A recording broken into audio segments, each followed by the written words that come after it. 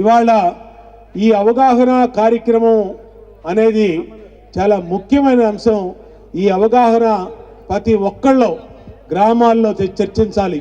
అలాగే ఎక్కడైతే slum areas వస్తాయో అక్కడ చర్చించాలి. ముఖ్యంగా లాంగ్ డ్రైవ్కి వెళ్ళి ట్రాన్స్పోర్ట్ డ్రైవర్స్ ఇవాళ వాళ్ళు వారం రోజులు 10 రోజులు నెల రోజులు డ్యూటీకి వెళ్తూ ఉంటారు. వాళ్ళ వల్లే అక్కడక్కడ ఈ వ్యాధి తీవ్రంగా ప్రబలుతూ ఉంది. వాళ్ళల్లో కూడా చైతన్యం తీసుకురావాలి. కృష్ణా డిస్ట్రిక్ట్ లారీ ఓనర్స్ వాళ్ళైతే అసోసియేషన్ వాళ్ళైతే బ్రహ్మాండంగా అవేర్నెస్ క్యాంపులు పెట్టి చాలా వరకు దీన్ని కంట్రోల్ చేయగలిగారు.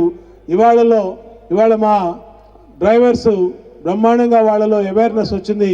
ఇంకా కొంత ఎక్కడైనా సరే అవగాహన కల్పించాల్సిన పరిస్థితి ఉంటే మాత్రం దాన్ని అందరం కూడా ఈరోజు దాంట్లో కూడా భాగస్వాములు కావాలని సందర్భంగా కోరుతూ, మరి ప్రభుత్వం ఇన్ని సౌకర్యాలు హెచ్ఐవి వ్యాధి పట్ల వ్యాధిని నిర్మూలించడానికి వ్యాధిగ్రస్తుల పట్ల బాధ్యత తీసుకుంటున్నప్పుడు ఇవాళ విద్యార్థులను కానీ మరి సమాజంలో ఉండే అనేక మంది పెద్దలు సొసైటీలో ఇవాళ స్వచ్ఛంద సంస్థలు అందరం కూడా బాధ్యత తీసుకొని ఇది ఒక పెద్ద ఎత్తున ఈ కార్యక్రమాన్ని మనం అవగాహన కల్పించే కార్యక్రమాన్ని జయప్రదం చేయాల్సిన బాధ్యత ఈరోజు ఈ నియోజకవర్గంలో ఈ విజయవాడలో బ్రహ్మాండంగా ఈ కార్యక్రమం సక్సెస్ అయింది.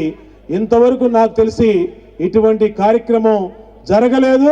దీనికి మీరు పార్టిసిపేట్ చేసిన ప్రతి ఒక్కళ్ళని కూడా హృదయపూర్వకంగా అభినందన తెలుపుతా ఉన్నా ఈ రాష్ట్ర ప్రభుత్వం తరపున. ఎందుకంటే రావలసిన మంత్రి గారు రాలా, అది ఆయన బాధ్యత. యాక్చువల్గా నిన్న కూడా ఇక్కడ ఉన్నారు ఆయన, మరి మంత్రి గారు రాలా. ఇలాంటి ముఖ్యమైన కార్యక్రమాల్లో ఎన్ని కార్యక్రమాలున్నా మంత్రి గారు కూడా వచ్చుంటే బాగుండేది. ఇలాంటి కార్యక్రమాలని మంత్రి గారు లాంటి బాధ్యత కలిగిన వ్యక్తులు మరి రాకపోవటం అనేది కరెక్ట్ కాదు. అది వచ్చుంటే మాత్రం బాగుండేది. ఆయనతో కూడా నేను మాట్లాడతాను ఏ కార్యక్రమాల వల్ల రాలేకపోయారో. నిన్న మొన్న అయితే విజయవాడలో ఉన్నారు. ఇలాంటి కార్యక్రమాల్లో ముందుండి ప్రభుత్వంలో మంత్రులు కానీ శాసనసభ్యులు కానీ పార్లమెంట్ సభ్యులు కానీ అందరూ ముందుంటే బాగుండేది.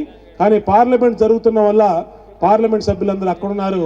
మరి మంత్రి గారు మాత్రం ఎందుకు రాలేదు కనుక్కొని దాంట్లో కూడా భవిష్యత్తులో అలాంటివి జరగకుండా చూద్దామని కూడా తెలియజేసుకుంటూ, మరి నాకో వారి సహకారంతో ఈ రోజున ఏపీఎస్ఏసి